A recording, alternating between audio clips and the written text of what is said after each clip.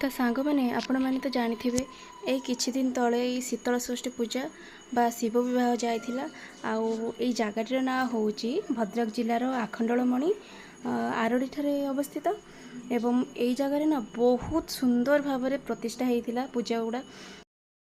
एवं प्रतिवर्ष परी ए वर्ष मध्य बहुत सुंदर भाव में प्रतिष्ठा होइथिला